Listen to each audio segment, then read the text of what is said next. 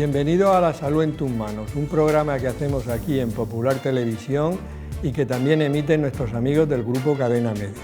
Hoy vamos a hablar de cómo interpretar un análisis elemental de sangre. Vamos a hablar de los hematíes, vamos a hablar de la hemoglobina, del hematocrito, de los leucocitos, de las plaquetas. Veremos cuáles son sus valores normales y cuáles son las causas por las cuales se pueden elevar o pueden disminuir. De esta manera la interpretación será más fácil y no nos asustaremos tanto cuando nos salga un asterisco. Para todo ello tenemos en el plató a los siguientes invitados. Jorge Montserrat, gracias Jorge por venir. Buenas tardes Juan, muchas gracias a ti por invitarme. Tú eres médico especialista en hematología en el Hospital Virgen de la Risai. Correcto. Eduardo Salido, gracias Eduardo por venir. Hola, buenas tardes Juan, muchas gracias también por invitarme. También es médico especialista en hematología en el Hospital Virgen de la Risai, por eso vamos a hablar de sangre.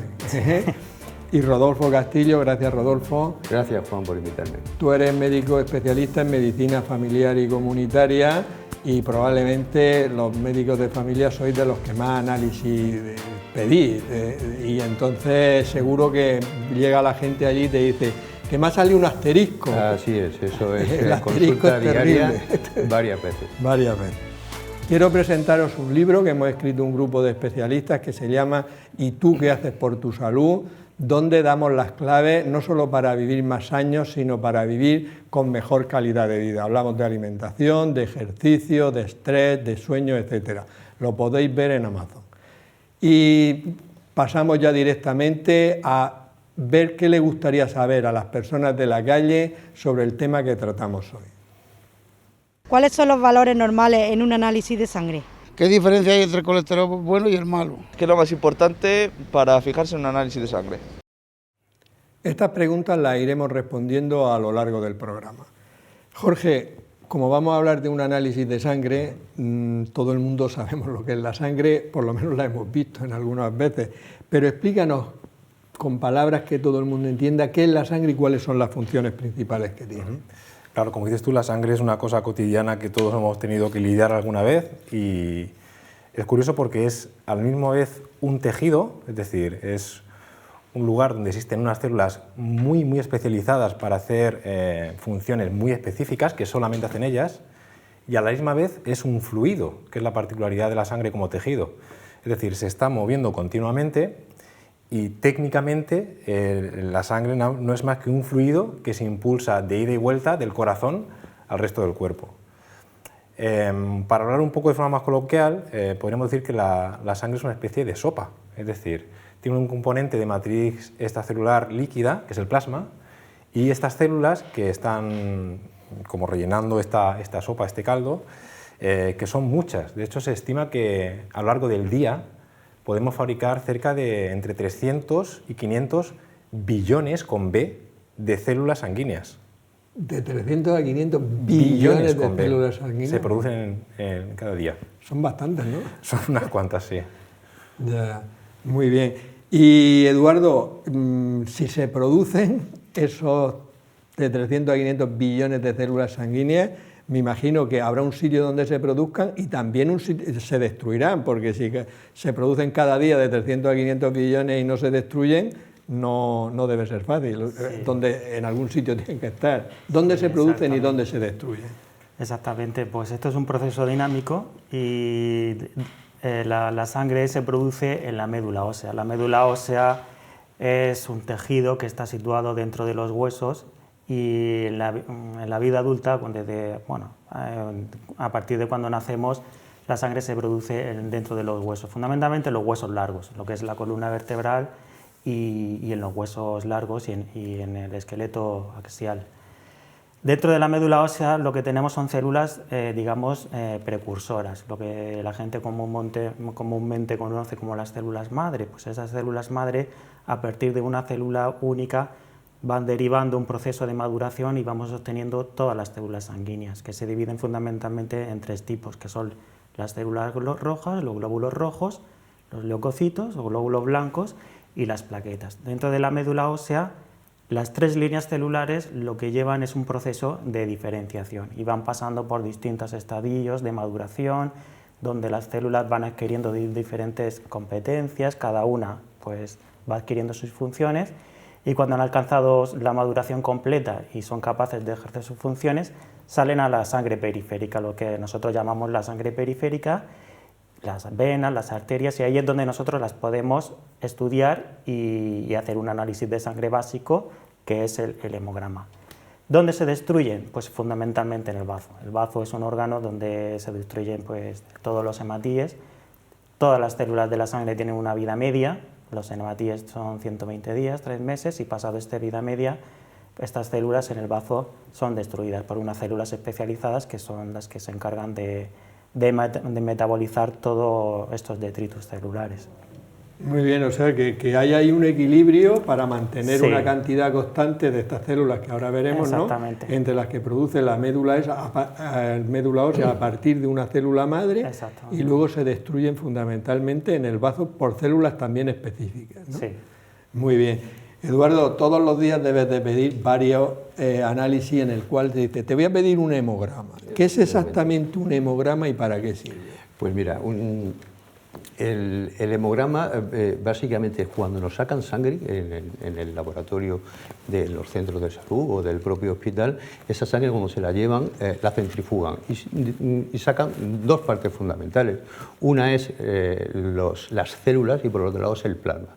En el plasma es donde se busca, donde se encuentra y donde se analizan pues, elementos como el colesterol, el sodio, el potasio y todo eso. Pero el conteo y el estudio de las células es lo que se llama el hemograma. Es un conteo donde se cuentan de forma absoluta en algunos valores y en forma porcentual algunos otros por las 3 líneas celulares que ha comentado el doctor Salido, que es los glóbulos rojos, los glóbulos blancos y las plaquetas. Vale, vale, o sea que en el hemograma se ha separado lo que es el plasma de las células y ahí es donde se produce el contaje que dices de las 3 series. Así es. Muy bien, bueno, pues vamos a empezar por una de las series. Pues vamos a empezar, Jorge, por los hematíes, también llamados glóbulos rojos. ¿Qué son y para qué sirven? A grosso modo, y para que la gente lo entienda, los hematíes son sacos diseñados para transportar la hemoglobina. Esto es muy característico de la alta especialización de las células sanguíneas, que es tal que incluso le llamamos célula, pero es capaz de incluso perder aquello que define primordialmente una célula, que es el núcleo. Los hematíes son células anucleadas, no tienen núcleo. ¿Y por qué pierden el núcleo? Pues entre otras cosas para tener más espacio para cargar hemoglobina para poder transportar el oxígeno. Es decir, sacrifican lo más importante de la célula, que es el núcleo, para poder cumplir esa función. Y además son células que son muy peculiares, porque tienen una forma, en otros programas hemos hablado de ellas, que sería como una especie como de... Yo lo asemejo a los orejones, estas frutas desecadas de albaricoque. Sí, los orejones, que están buenísimos. Que están muy buenos además. Pues se asemejan bastante a la forma, digamos, microscópica de un hematíe, para que la gente nos entienda.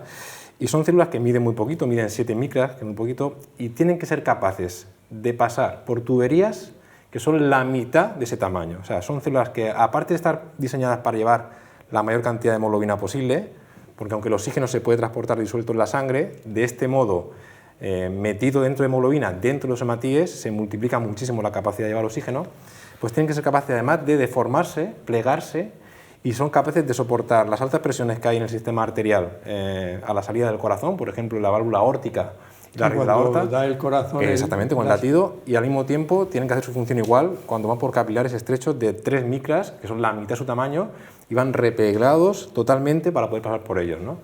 Entonces, el hematíe realmente es una célula diseñada exclusivamente para llevar oxígeno. Ya, no, la verdad es que hablamos muchas veces los médicos de hematíes y no pensamos en esas características que tú has dicho. Primero, un saco que lleva para transportar oxígeno, con hemoglobina y oxígeno. Y luego eso de que se puede ir deformando, adaptándose a las características. Muy bien, pues pensaremos en ello de una manera. Y que no tiene núcleo. Que no tiene núcleo. Eduardo, ¿cuáles son el número de hematíes normales en adultos, en niños pequeños y en el embarazo?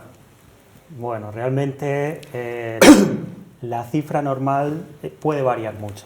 Nosotros en el laboratorio la tenemos establecida por franja de edades, por sexos, porque en determinadas franjas de edades y por sexos pues puede variar mucho, y esto lo podemos complicar todo lo que queramos. Hay estudios de esto, pues todo lo que queramos.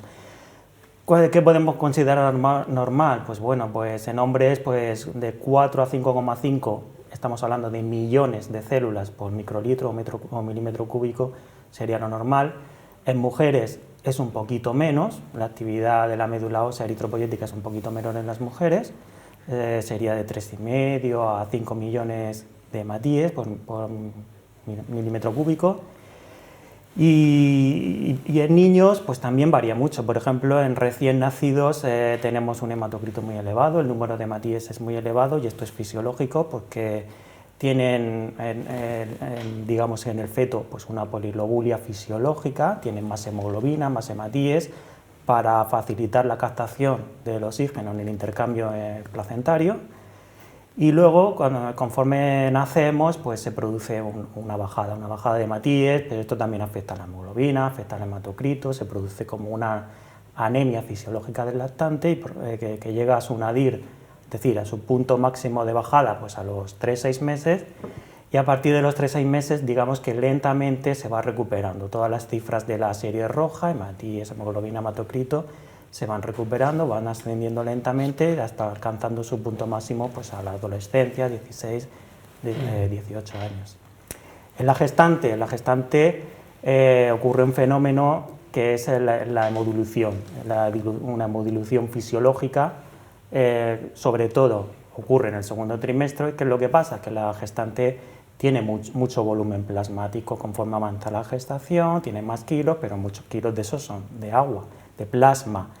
Y entonces, cuando la sangre, digamos, las células se hemodiluyen. Entonces, en los análisis lo que vamos a detectar es que esas células están diluidas y en una proporción más baja, ¿vale? Pero es un efecto dilucional. Claro, porque decimos tanto hematíes por centímetro cúbico, por mililitro, que entonces claro, si hay más mililitros de agua, aunque haya el número absoluto correcto, claro, están diluidos, ¿no? Están diluidos, pero lo importante, digamos, es que la masa eritrocitaria o la cantidad de hemoglobina es real. Pues, no, pero esto está muy bien, es muy interesante, porque muchas embarazadas, si ven que tienen el número de hematíes un poquito más bajo que claro, cuando no estaban embarazadas, dicen, es que tengo anemia, no, es fisiológico. Es fisiológico, y pues de ahí la importancia de adaptar los rangos de referencia a cada situación fisiológica del paciente. Sí, que eso cada vez lo hacéis mejor, porque ahí vienen por edades. Claro, por eso es importante en el laboratorio conocer los datos demográficos de los pacientes, sexo, que a veces pues, no nos viene bien reflejado en los sistemas informáticos,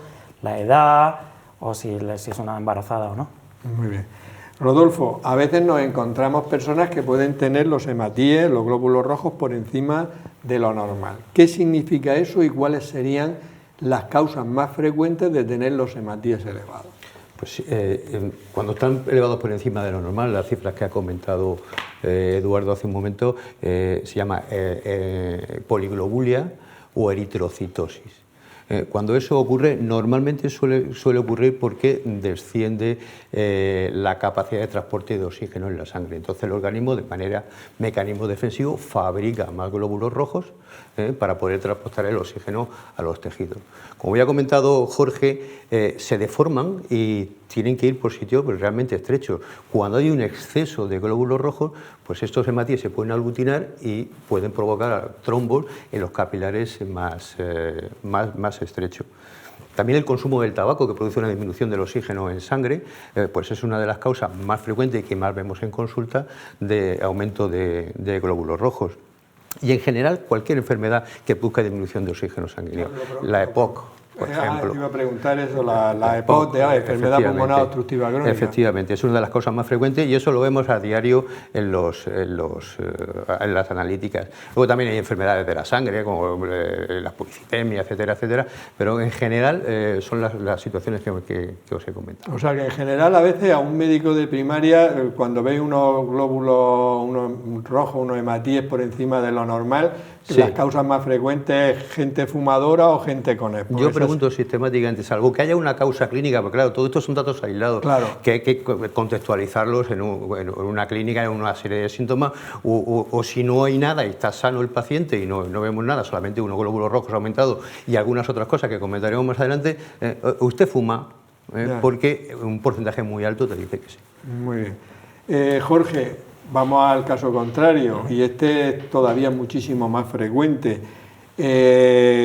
¿Cuáles son las causas más frecuentes de tener los hematíes, los glóbulos rojos, por debajo de lo normal? Nosotros, como están diciendo Eduardo y Rodolfo, tenemos varios parámetros, pero básicamente la hemoglobina, que sería lisando, rompiendo estas células, se mide qué cantidad de hemoglobina hay en esa sangre con un determinado volumen. También podemos mirar, no rompiéndolas, sino a través de los aparatos que tenemos de analizadores, ver cuántos hay de estos, que sería el recuento eritrocitario. Y por último el hematocrito, que sería la fracción de la sangre, que son hematíes, que es la mayoritaria, hemos dicho que está en torno a un 45%, respecto al resto de células. El resto de células, como ha dicho Eduardo, son muy poquitas, son menos del 1% del volumen de la sangre.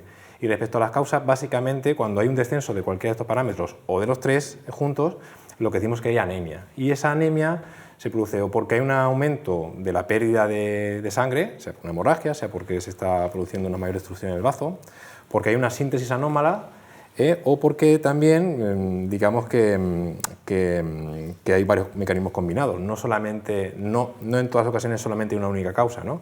La causa más frecuente, afortunadamente en nuestro medio, son las anemias carenciales, que ya hemos hablado otras veces también de ellas, sí, y que cada una tiene un patrón de afectación de estos parámetros de forma diferente.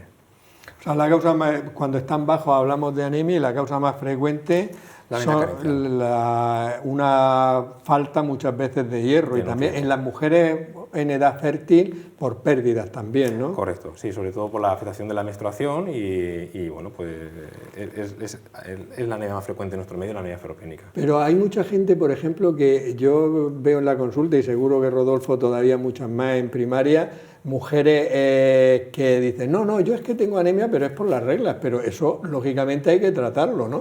Correcto, sí. Porque no es el que sea muy frecuente, no quiere decir que esté bien, porque además la mujer puede sentirse un poco cansada o débil o todo eso, y sobre todo se debe tratar, ¿no? Correcto, y de hecho suele pasar que estas pacientes son pacientes que están habituadas a unos niveles basales de hemoglobina ya inferiores, y el cuerpo ha desarrollado unos mecanismos compensatorios para que esa anemia no afecte tanto a su desarrollo, digamos, de actividades cotidianas, pero sí hay que tratarlos. Y de hecho, una de las cosas que muchas veces tenemos en la mente de que hay déficit de hierro, hay que tratar con mucho hierro y digamos, como por ejemplo, hace poco vi un paciente que tomaba 2 pastillas de hierro al día, ¿no?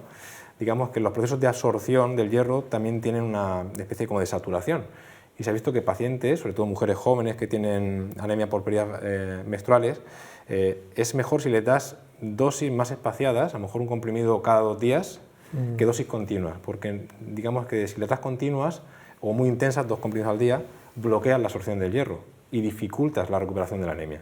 Sí, eso en el programa que hicimos de la anemia, me acuerdo que estuvimos hablando de eso, que es muy importante, porque a veces uno dice, pues tomo más hierro de golpe, no, pero bloqueas la absorción y entonces es mejor tomarlo cada 2 días. Efectivamente.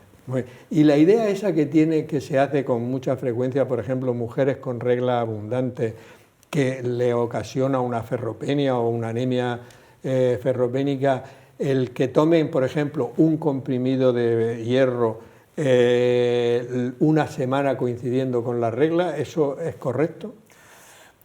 No sé decirte si es equivocado, pero en todo caso, digamos que habría que tratar, por un lado, la causa y otra la consecuencia. La consecuencia es que tiene unas reglas controladas que le produce ferropenia. Ya. Pero a lo mejor hay que ver si esa causa de que tiene una menstruación exagerada es pues porque tiene endometriosis o porque tiene algún tipo de regulación que se puede tratar, sea con terapia anticonceptiva o bueno, con el asesoramiento de un ginecólogo. Es decir, el que uno sepa que tiene una regla abundante no quiere decir que no tenga que tratar si hay un motivo que subyace a esa regla abundante. La consecuencia va a ser la anemización seguro. Y en cuanto a esa posología, normalmente nos fiamos mucho en los parámetros analíticos, pero incluso una vez que se ha recuperado la hemoglobina del análisis, todavía queda una especie como de ausencia o déficit de hierro latente que hay que tratar hasta 1 mes o 2 más una vez que se haya recuperado la hemoglobina. Con lo cual, como al mes siguiente tiene otras reglas, si solamente se espera tener la regla, va a estar deficitaria de forma crónica. Vale, o sea que habría que controlarla, primero ver la causa, si podríamos solucionar el tema de la regla, y a veces no, porque no son tan grandes, ¿no?, las reglas, sino un poquito más, y le va ocasionando, al ser crónica, la anemia. Estudiarla primero antes de decidir. Exactamente. Fíjate, Juan, y perdona que interrumpa, No, es que no, las mujeres son fuera de serie, ¿eh? Porque en esto de las anemias, claro, yo veo un montón de ferropenias, montón de anemias, montón de ferropenias sin anemia y montones de anemias sin ferropenia. Y entonces yo creo que son, vosotros que sois los expertos, lo podréis decir con más contundencia, yo creo que son mecanismos de adaptación que las hacen vivir al borde y acostumbrarse, y hasta que no se constata un déficit de hierro y que prácticamente no es que estemos dando eso durante 3 meses, sino que cada año va a haber que darle un periodo de hierro, porque cada año recae en su proceso anímico porque van al límite. Y es curioso la fortaleza con la que desarrollan pues, lo que es su vida normal, teniendo hijos, con sus pérdidas menstruales. Yo creo que aquí el varón llevamos las de periodo que son bastante más débiles. Sí, no, eso por supuesto, pero es verdad que todos los mecanismos de compensación, esos que decís que realizan, pero eso no quiere decir que no haya que tratarlas, ¿no? Evidentemente. Correcto, sí. Que lo importante es que vayamos a los parámetros normales para ella en este caso, ¿no? Sí, yo me refería a que si uno hiciera caso a ese de, bueno, pues yo cuando sepa que va a venir la menstruación, los días que venga, tomo el hierro, es un modo de tratar, digamos, de forma superficialmente un problema que vas a hacer crónico, ¿eh? Quizás hay que tratarlo, aunque no tengas menstruación, tu mes y medio, 2 meses de tratamiento, y una vez que se vea que los parámetros son normales, ya vemos, ¿no? Y paralelamente, ver si hay algún modo de hacer que ese sangrado sea más liviano. Vale, me ha quedado claro. En nuestra sección Palabras de Médicos, nuestro profesor de latín y griego, Juan Carlos Ferre, ha elegido unas palabras para que conozcamos su origen. Muy buenas, en el programa de hoy vamos a hablar de la leucopenia y trombopenia, y vamos a empezar por el final de estas palabras, por penia, ese sufijo que viene del griego penes y significa pobreza, escasez. De ahí que cuando va acompañada de leuco, como en leucopenia, pues leuco significa blanco en griego y hace referencia a las células de la sangre que no tienen color, es decir, a los glóbulos blancos. Leucopenia sería la escasez de glóbulos blancos en la sangre. Del mismo modo, trombopenia sería la escasez penia de coágulos, trombos en griego. Y así un sinfín de compuestos. Citopenia, escasez de células, citos en células. Eritropenia, eritros es rojo en griego, luego sería la escasez de glóbulos rojos en la sangre. Linfopenia, escasez de linfocitos. Osteopenia, reducción de masa ósea. Plaquetopenia, reducción de escasez de plaquetas, etcétera, etcétera. Para saber si nuestro cuerpo cuenta con todos los niveles y no tiene escasez de nada, vamos que estamos perfectos, necesitamos un análisis. La palabra análisis viene del griego de aná, que significa de abajo a arriba, y lisis sería disolución. Se refiere a soltar, disolver enteramente, de abajo hacia arriba, las cosas en sus partes elementales, para poder detectar cada uno de sus componentes. Y es muy importante que nos hagamos una revisión periódica, un análisis para que podamos prever posibles problemas con tiempo suficiente. Palabras de médicos. Bueno, ya sabemos un poquito más sobre el origen de estas palabras. Eduardo, siguiendo, nos imaginamos que tenemos, si las personas que nos estén viendo en su casa tienen un análisis, nosotros hemos hablado de los hematíes, siguiente parámetro que pone debajo de los hematíes, hemoglobina. Vamos a ir analizando qué es la hemoglobina y para qué sirve. Bueno, pues la hemoglobina es el parámetro más importante de la serie roja. Ya sabemos que el hemograma tiene 3 secciones, roja, blanca y plaquetas. Pues en la roja nos vamos a fijar en la hemoglobina. Realmente lo que hemos estado hablando hasta ahora del número de hematíes es poco importante desde el punto de vista clínico. Lo más importante es la hemoglobina y es el parámetro que nos va a definir si tenemos anemia o no. La hemoglobina es una proteína, como ya ha dicho anteriormente Jorge, que está especializada en transportar el oxígeno a los tejidos y retirar de los tejidos el anhídrido carbónico y así mantener el metabolismo del organismo. Es una proteína que tiene un átomo de hierro y ese átomo de hierro está especializado o tiene una alta capacidad para ligar tanto la hemoglobina como el anhídrido carbónico para eliminarlo en los pulmones. Esta hemoglobina, esta proteína está dentro de los glóbulos rojos, en los hematíes, hay cantidad de moléculas de proteína dentro de los hematíes y, como ha dicho Jorge anteriormente, realmente un hematíe es una célula que es un saco que contiene estas moléculas de hemoglobina para realizar esta función. Muy bien, o sea que es una proteína que lo que lleva es que Es una proteína. es una proteína y su función es transportar el oxígeno y Sí. y luego- muy bien. Y Rodolfo, ¿cuáles serían los valores normales en adultos? Bueno, en general, porque cada laboratorio, cada autoanalizador da su cifra, pero en general yo me he apuntado los que da mi hospital, lógicamente el modelo MSX, pero que deben ser similares a todos. Los hombres entre 13 y 18 se miden gramos por decilitro, las mujeres un poquito menos, 12, 16, posiblemente sea por esa situación de normalidad que les da tener por su tema menstrual, ¿no? En los niños, desde que son más pequeños hasta que van creciendo, las cifras pues, van incrementándose. Cuando son muy pequeñitos, de 0 a 2 años, pues están entre 11 y 13 y medio, cuando son un poquito más mayorcitos, a los 5 o 6 años, 11 y medio a 13 y medio, cuando ya tienen unos 7, 8 hasta 12 años, 11 y medio también hasta 15 y medio se asemejan más ya pues, a los adultos. O sea que en las mujeres, Eduardo ha dicho que realmente más importante que el número de hematíes, de glóbulos rojos, es la cifra de hemoglobina, desde el punto de vista clínico es mucho más importante, para la hora de definir la anemia y todo eso, ¿no? Sí, incluso cuando hay que transfundir, pues el parámetro límite lo da la hemoglobina junto con el hematocrito, pero la hemoglobina. Muy bien. Y Jorge, entonces, ¿cuándo podemos tener una hemoglobina por encima de lo normal y qué significa? Nos encontramos una hemoglobina de una persona que tiene, ha dicho Rodolfo que en un varón hasta 18 y nos encontramos hemoglobina 20. ¿Eso qué Normalmente traduce, como bien ha insinuado antes, traduce un estímulo de falta de oxígeno, ¿eh?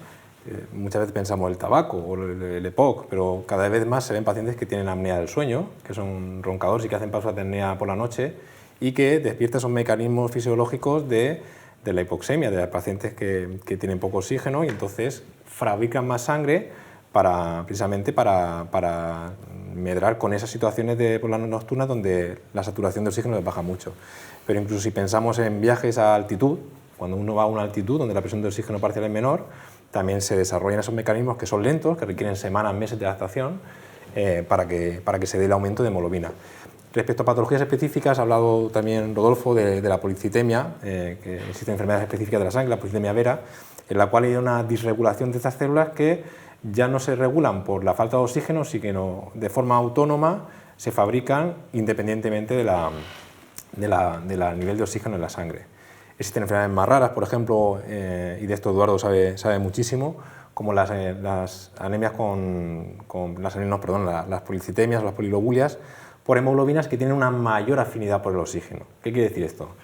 La hemoglobina retiene el oxígeno con mayor avidez de lo normal, con lo cual no la cede al tejido, y existe un estímulo crónico de hipoxia y el cuerpo fabrica más hemoglobina que al tener mayor afinidad la retiene dentro de sí. Porque la hemoglobina tiene que ser capaz de coger el oxígeno y de cederlo. Claro, pero si lo coge y se lo queda, mal negocio. Exactamente. Por eso también pasa, existen enfermedades así. No, pero muy interesante esto último, pero hay dos cosas que me han... Por ejemplo, la gente que tiene apnea obstructiva del sueño puede tener un exceso de hemoglobina. Simplemente por las pausas de apnea que hace por las noches, ¿no? Correcto, y se ve más a menudo que tiene un aumento de incidencia de muchísimas enfermedades que aparentemente no están relacionadas con esto. Se habla de diabetes, de hipertensión, de patología cardíaca, de incluso cáncer y de trombosis. Sí, hicimos tenemos un programa hecho sobre la apnea del sueño y la frecuencia, que es más del 10% de la población tienen apnea del sueño, ¿eh? Y aunque la mayoría son con sobrepeso o obesidad, también hay gente que no lo tiene ese sobrepeso. Y otra cosa es interesante, en actitudes grandes, como la presión de oxígeno es menor, correcto, entonces desarrollan un aumento de la hemoglobina y una poliglobulia. Por eso muchos ciclistas no van a entrenarse a estas zonas. Sí. Eso, y no solo ciclistas, deportistas de alto rendimiento hacen temporadas de 2-3 semanas, que es el tiempo mínimo que requiere para que el cuerpo haga adaptación, entrenan ahí en esas condiciones desfavorables para luego competir en mejor situación. Eso es legal, ¿no? Pues supongo que es legal, de hecho lo hacen muchos deportistas de alto rendimiento. Lo que no es legal es el uso de la eritropoyetina, que produce el mismo efecto. Pero lo otro es, claro, tú tienes que irte allí y hacer el esfuerzo de eso, que ya lo haces, ¿no? Sí. Y Eduardo, hemos hablado de hemoglobina alta. Ahora, hemoglobina baja, una persona que va y se encuentra una mujer y tiene 11 de hemoglobina, ¿no? ¿Qué significa y cuáles serían las causas más frecuentes? Bueno, pues esta mujer tiene anemia, porque tiene la hemoglobina baja y es lo que define la anemia. La OMS establece que la definición de la anemia es la concentración de hemoglobina por debajo de cierta cifra, que son 13 gramos decilitro en hombres, 12 en mujeres y 11 en una embarazada. ¿Qué significa? Pues que esta persona, este paciente, pues digamos que tiene una dificultad o una menor capacidad de oxigenar su organismo, sus tejidos, porque tiene menos hemoglobina y menos capacidad para distribuir el oxígeno a estos tejidos. Esto se puede producir pues, por muchas enfermedades. Realmente, si nos cogemos un tratado de medicina interna, yo diría que todas las enfermedades que conocemos pueden llegar a producir anemia. Por eso es tan importante ver un hemograma. Lo que nos está diciendo es realmente el estado de salud del paciente. Si un paciente tiene un hemograma normal, pues no vamos a diagnosticar una enfermedad, pero podemos decir que esa persona tiene un estado de salud adecuado, que puede defenderse frente a enfermedades y que, pues bueno, tiene un estado de salud bueno. Entonces, la hemoglobina es el parámetro más importante de la serie roja y es lo que nos va a definir la anemia. Luego ya hay otros parámetros que, bueno, hablaremos ahora quizás después de ellos, que nos pueden orientar hacia la causa de esta anemia. Pero has dicho una cosa que me parece muy interesante.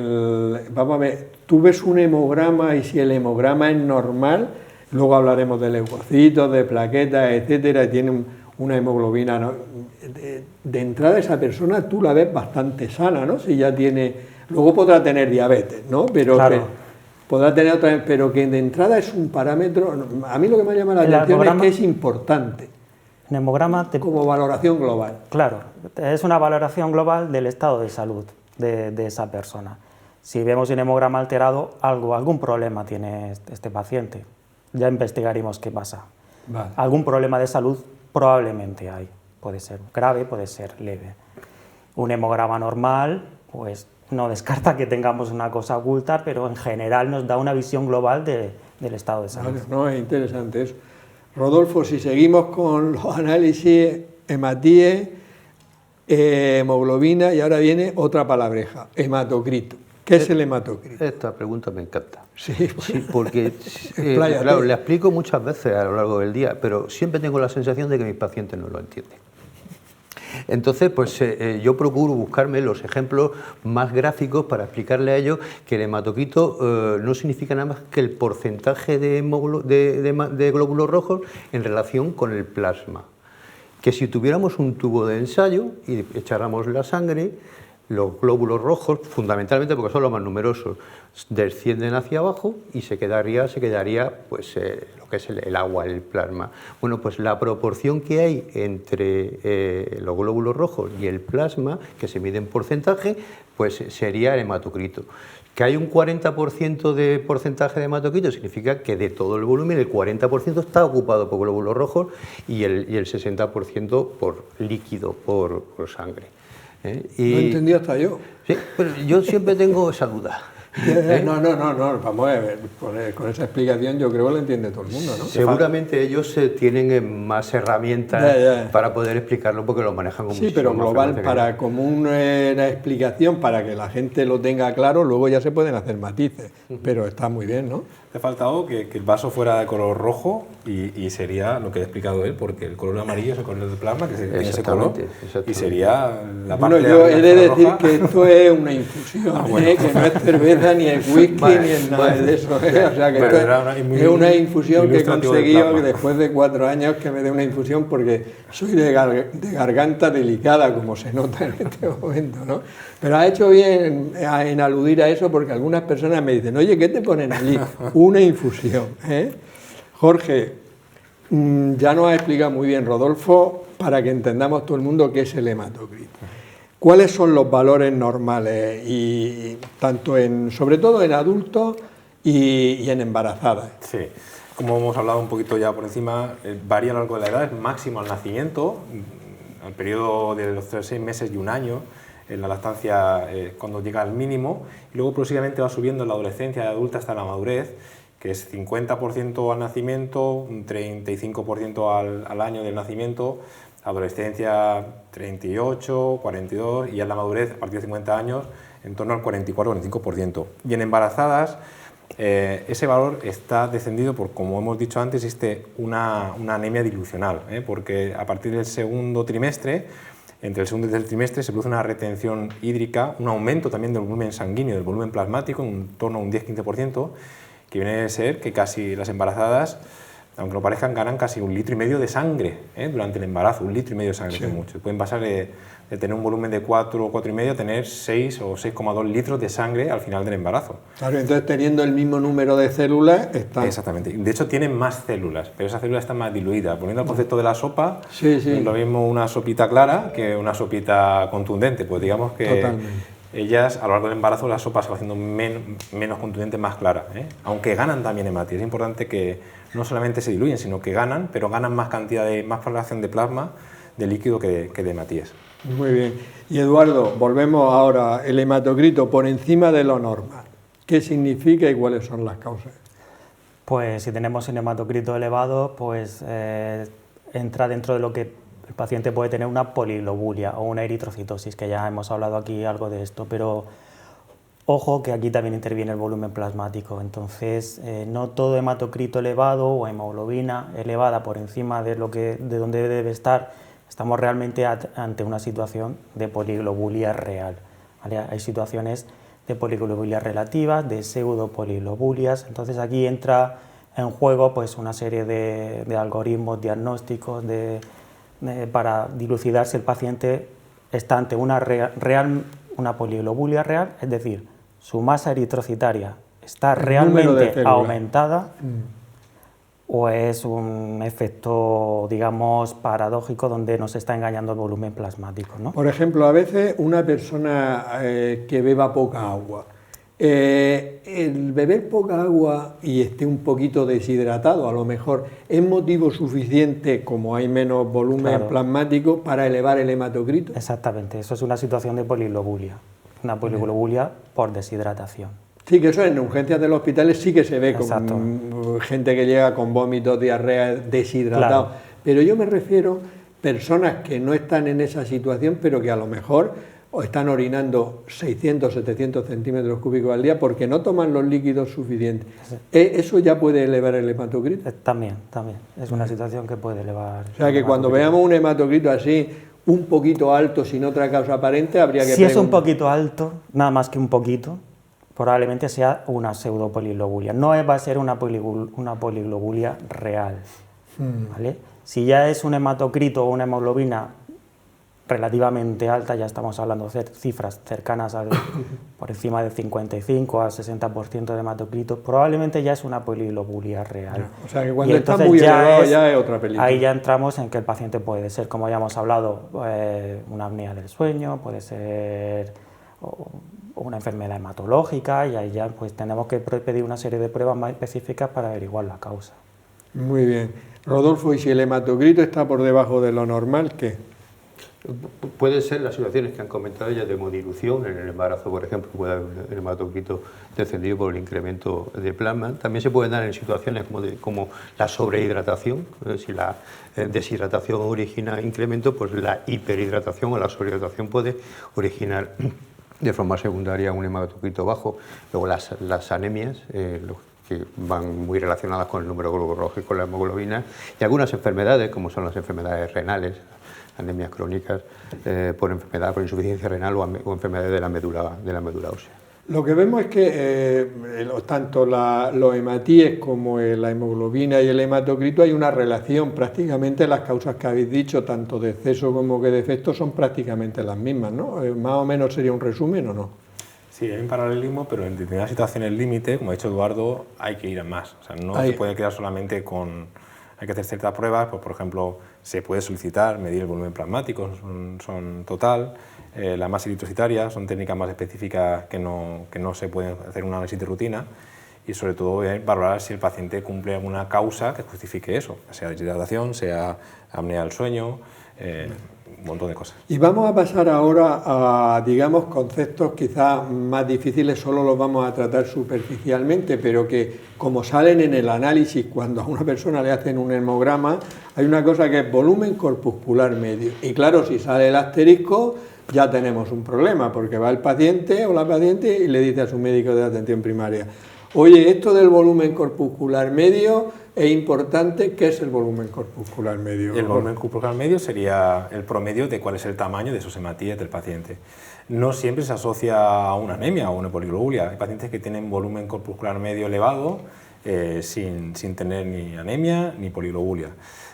Múltiples causas de nuevo, pero sí que nos sirve para clasificar sobre todo el estudio de las anemias. O sea, aquellas que tienen el volumen corpuscular alto se llaman macrocíticas, si lo tienen normal serían normocíticas y cuando lo tienen pequeño serían microcíticas. Por ejemplo, una causa muy frecuente que eleva el volumen corpuscular medio es el consumo de alcohol. El consumo de alcohol produce macrocitosis, aunque no produzca anemia. Otras causas de macrocitosis ya con anemia, pues las anemias carenciales por B12, fólico, el hipotiroidismo puede producir también un aumento del volumen corpuscular medio. Y anemias con el volumen corpuscular normal, pues sería la anemia de la enfermedad renal crónica o la anemia asociada a trastornos crónicos, que es lo que decía Eduardo. Muchas veces lo que vemos en el hemograma es una alteración, una anemia. Sabemos que existe una enfermedad, pero no es suficiente. O sea, puede ser una enfermedad reumatológica, puede ser una enfermedad infecciosa crónica, puede ser una diabetes descompensada, ¿no? Y eso una de las manifestaciones de esa enfermedad es una anemia normocítica, ¿no? Y respecto a las microcíticas, que son las que nos quedan, la más frecuente es la anemia ferropénica, y también en algunas talasemias es muy evidente que estamos en una zona, digamos, con alta incidencia de talasemia, que se puede tener un volumen corpuscular medio disminuido. O sea que parece que no, pero tiene mucha importancia. Claro, el volumen corpuscular, que el volumen, lo que tenéis que tener el promedio.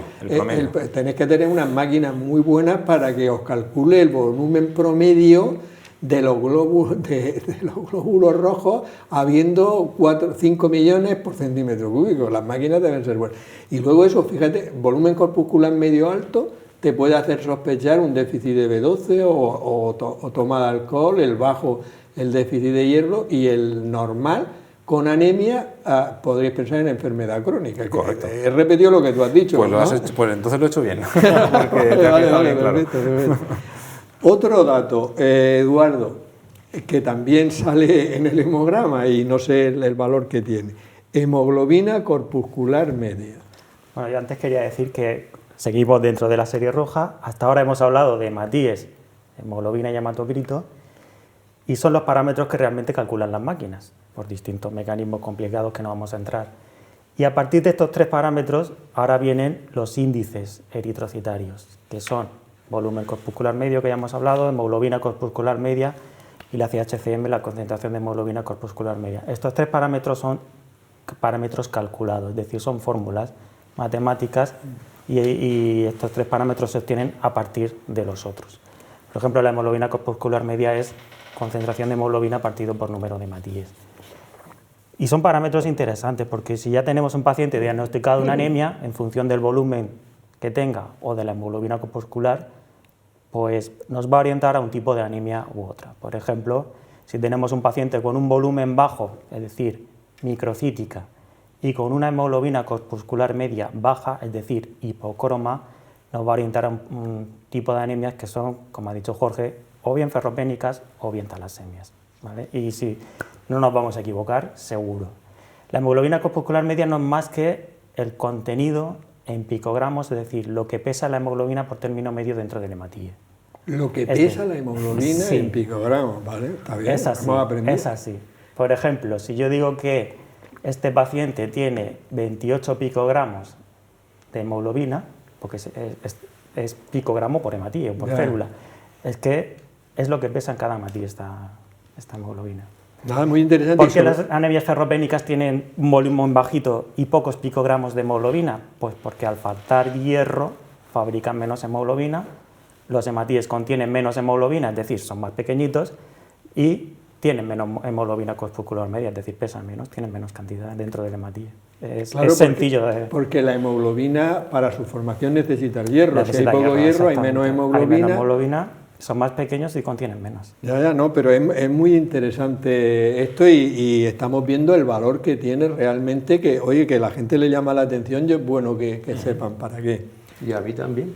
Y a ti también, ¿eh? Y a mí también, porque son conceptos que nosotros en consulta diaria no manejamos habitualmente, y entonces, pues bueno, todo este tipo de conocimientos a mí me hacen... Rodolfo, tú ni te imaginas lo que yo llevo aprendido aquí en 4 años, ¿no? Que llevo. Pues nunca sabía, como ahora, pero es gracias a todos los invitados que vienen y que son expertos, ¿saben? Y yo soy la esponjica que se lo va tragando todo, ¿sabes? El Colegio Oficial de Enfermería de la región de Murcia colabora con nosotros en el programa de la salud en tus manos. Vamos a ver qué nos cuentan hoy. Esta información está patrocinada por el Colegio de Enfermería de la región de Murcia. Hace 2 años que la pandemia azotó nuestro país y los sanitarios fueron un claro ejemplo de esfuerzo y superación. Ella es Maricruz, enfermera y entrenadora de baloncesto. Cuando el COVID llegó a nuestras vidas, estaba de baja laboral, pero no dudó en volver al hospital para ayudar a salvar vidas. Fue duro, mucho miedo, el ir a trabajar y no saber si estabas infectado, además con pacientes que tenían mucho riesgo. En ningún momento dejó de lado su pasión, el baloncesto. Ha sido para mí un desahogo, me ayuda muchísimo porque es verdad que en esa hora y media que estamos entrenando no estamos escuchando la palabra COVID, pandemia, aunque llevamos las medidas, hemos llevado muchas medidas de protección, de lavado de manos, hacer entrenamientos individuales. Recientemente ha sido nombrada entrenadora del año por las Naciones Unidas del baloncesto. Es verdad que yo me entero un 10 de enero, estaba entrenando y empiezo a recibir mensajes de niñas que me dan la enhorabuena y yo no sabía qué pasaba. Reconocimiento que llega por haber podido compaginar el deporte con su profesión. Es duro por el hecho de que son muchas horas, pero la verdad es que yo creo que al pasar la pandemia y estar tanto tiempo encerrados sin poder hacer nada, es como que hemos querido más, y no solo yo, creo que mucha gente hemos salido así y es ocupar nuestro tiempo, pero centrado en algo que nos viene bien tanto a nosotros como a los demás. A día de hoy, Maricruz sigue siendo ejemplo de esfuerzo y dedicación. Continúa como entrenadora en el Club Molina Básquet, a la vez que sigue desempeñando tareas relacionadas con el coronavirus en el Servicio Murciano de Salud.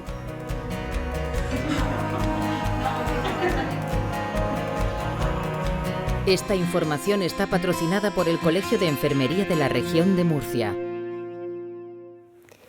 Vamos a ver, Jorge, otro parámetro que, vamos, no tengo ni idea de lo que significa, pero sale ahí y seguro que hay pacientes que les llama la atención y que os preguntan, sobre todo en primaria. ¿Qué es el ancho de distribución eritrocitaria? Seguro que has ido a algún huerto y has visto un naranjo lleno de naranjas y te parecen todas iguales. Sí. Pero luego las coges, las pones juntas en un cubo y resulta que una es más pequeña, otra es más grande. El ancho de distribución eritrocitaria sería ver cuántos son diferentes esos hematíes, que parecen iguales, pero cuando los ves de cerca son distintos. Cuando está aumentado, básicamente es muy típico de la anemia ferropénica y también pasa, por ejemplo, en las situaciones de transfusiones. Cuando se pone sangre halogénica de otra persona al paciente que se transfunde y se hace una analítica, uno de los parámetros que más altera es el ancho de distribución eritrocitaria, porque tiene hematíes que son de ese paciente y hematíes de otra persona que, aparte por los procesos de conservación y extracción, se modifican un poco su forma. Y entonces todos son hematíes, pero son muy distintos los unos de los otros. ¿Y eso tiene interés en la práctica clínica diaria? En algunas situaciones sí, sobre todo es muy típico, por ejemplo, de la anemia ferropénica, donde existe una gran variación de la forma y el tamaño de los hematíes. Vale. O sea, que tiene también su interés, que por eso lo ponéis, que Claro. no es para molestar a la gente y para que se preocupe, ¿no? Vamos a ver, Eduardo, luego vienen una serie de palabras que me gustaría que explicaras para que todo nos quede claro. Las palabras que vienen después son reticulocito, hemoglobina corpuscular reticulocitaria y eritroblasto. Bueno, pues voy a intentar de resumirlo, porque estos 3 parámetros a mí me parecen muy importantes. Los reticulocitos es la célula inmediatamente precursora del hematíe, es decir, es en el estadio madurativo previo al hematíe. Y es muy importante porque es una célula que madura en la médula ósea, pero luego sale a la sangre periférica y la podemos detectar ahí. Con lo cual nos está dando mucha información de cómo está trabajando nuestra fábrica de la sangre, cómo está trabajando la médula. Si tenemos una anemia, pero vemos muchos reticulocitos, es una anemia que está siendo o intenta ser compensada por la médula ósea. Es una anemia regenerativa y nuestra médula ósea está trabajando adecuadamente e intenta compensarlo.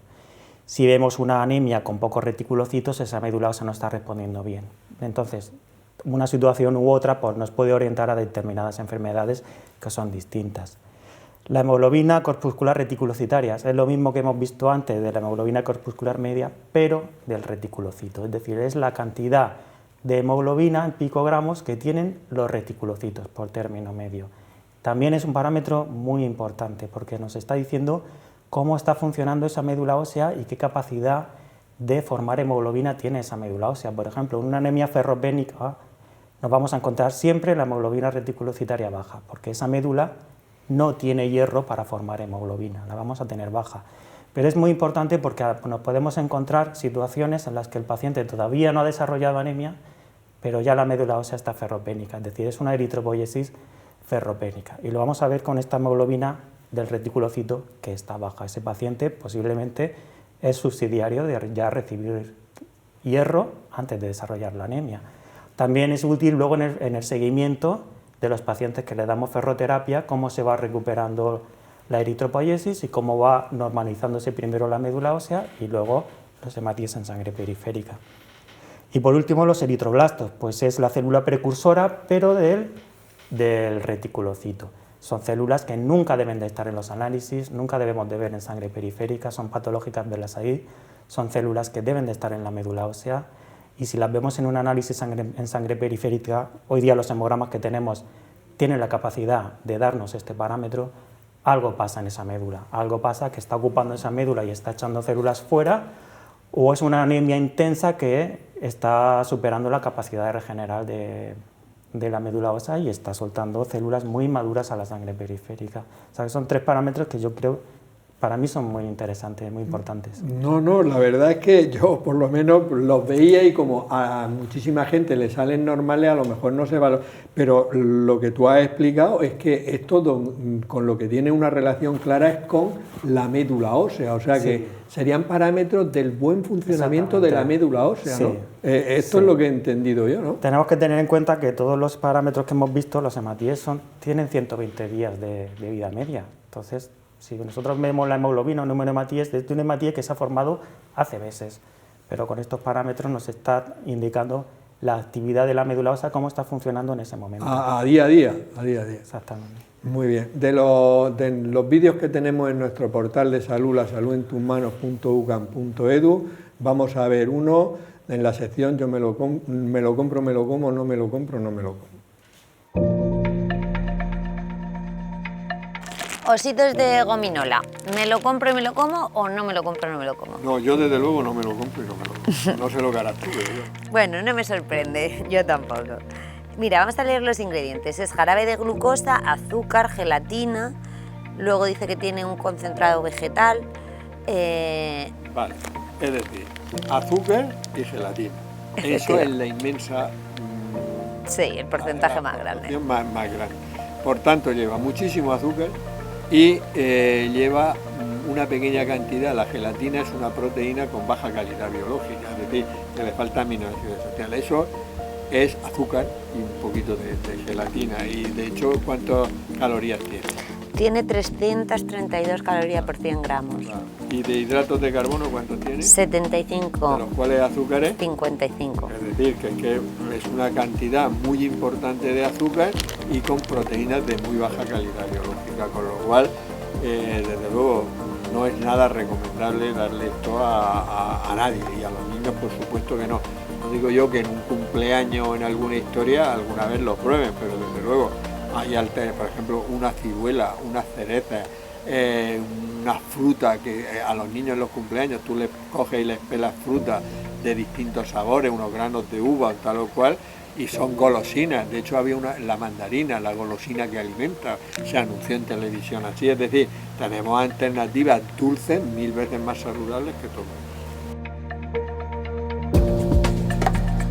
Bueno, Rodolfo, hemos acabado ya de hablar de la serie roja, de los hematíes, con todo lo que había que saber. Llevamos ya más de 50 minutos de programa y la verdad es que quizá ha sido un poco denso, pero creo que es muy importante porque esto todos los días en primaria es motivo de consulta prácticamente, ¿no? Pedir un análisis de sangre en primaria, yo pido alrededor de entre 5 y 10 analíticas diarias donde el hemograma sistemático va. Y algún asterisco sale en algo que hemos visto. Siempre, vamos, hemogramas puros son muy pocos de ver. Entonces, por lo menos, a lo mejor este programa sirve para que muchas personas que lo vean digan, pues esto ya sé lo que es, ya no me debo Efectivamente, y sobre todo algo que debemos de incidir muchísimo, que todo hay que mirarlo en el contexto clínico. Muy importante. Porque un asterisco de un monocito o de un neutrófilo no significa pues prácticamente nada si es una cosa que es puntual y no ha sucedido nunca, o que es un paciente que nos consta que está sano y no tiene ninguna enfermedad subyacente, nos debe dar. Yo siempre le digo a los pacientes que los análisis son análisis. ¿No? Como diciendo, primero es la historia clínica. ¿Cuántos pacientes llegan a veces a la consulta de un médico y dicen, vengo porque me ha salido este análisis? Y le dices, quítame el análisis, cuéntame qué te pasa, hombre. Pero llegan muchos con el análisis. Vamos a pasar, hasta que nos dé tiempo, otra serie de células hemáticas. Vamos a hablar de las plaquetas, que también tienen sus problemas. ¿Qué son y para qué sirven? Pues, son unos fragmentos citoplasmáticos que no tienen núcleo, igual que los hematíes, también se llaman trombocitos, y que están muy relacionados con los procesos de coagulación y de inflamación. Cuando ocurre alguna rotura de algún vaso, acuden las plaquetas para taponar e impedir que continúe la hemorragia, que es un mecanismo de defensa del organismo. No se producen en la sangre periférica, se producen en la médula, unas células grandes se llaman megacariocitos, que al romperse y liberarse, pues se liberan estas plaquetas que, a diferencia de los hematíes que ha comentado antes Eduardo, que tienen una vida de 100 y pico días, ha comentado, 20 días. Bueno, estos duran 8 o 10 días en sangre periférica y luego pues se destruyen normalmente pues, en el bazo. O sea, función muy importante el tema de la coagulación. Básica. ¿Vale? Sí, así luego veremos la función. ¿Cuáles son, Jorge, los valores normales tanto en adultos como en niños? Los valores normales son entre 150 y 350.000 aproximadamente, varían un poco a lo largo de la edad, sí que varían, y es importante decirlo, en el embarazo. De hecho, es muy típico, aparte de la situación de la hemodilución, que también afecta a las plaquetas, hay una condición que se llama la trombopenia gestacional, que es benigna y que ocurre en mujeres que solamente le bajan las plaquetas durante el embarazo. Y si lo ha tenido en un embarazo primero, le suele pasar en los sucesivos. Es una bajada de plaquetas o trombopenia que es progresiva, es máxima al final del embarazo, no suele asociar sangrados, incluso cuando las plaquetas bajan por un número, digamos, relevante, como puede ser en torno a unas 70.000 plaquetas. Decir también a este respecto de los números que normalmente los hematólogos, hasta que las plaquetas no bajan por debajo de 100.000, no solemos dar importancia, porque no tiene implicaciones prácticas a la hora del manejo, ni siquiera en situaciones de urgencia o de operación. Y sí que es frecuente la trombopenia gestacional, que pasa casi en un 5-8% de las gestaciones y que las pacientes se asustan mucho, pues si va a tener problemas el niño o cuando nazca, problemas de hemorragia. Es benigna y es curioso porque se resuelve con el nacimiento. La mamá, en cuanto da a luz, enseguida a los pocos días puede tener recuentos plaquetarios normales y las causas son múltiples. En la hemodilución también hay ciertos fenómenos inmunes y es benigno, no tiene mayor importancia que hacer un seguimiento. Bueno, pues aquí tenemos que cortar el programa, haremos otro programa en el cual hablaremos de lo que nos queda que hablar de las plaquetas y luego cogeremos el tema de los leucocitos, porque los leucocitos ahí con los neutrófilos, los linfocitos, que ya todo el mundo habla de los linfocitos y de los anticuerpos y de todo esto. Las defensas son importantísimas.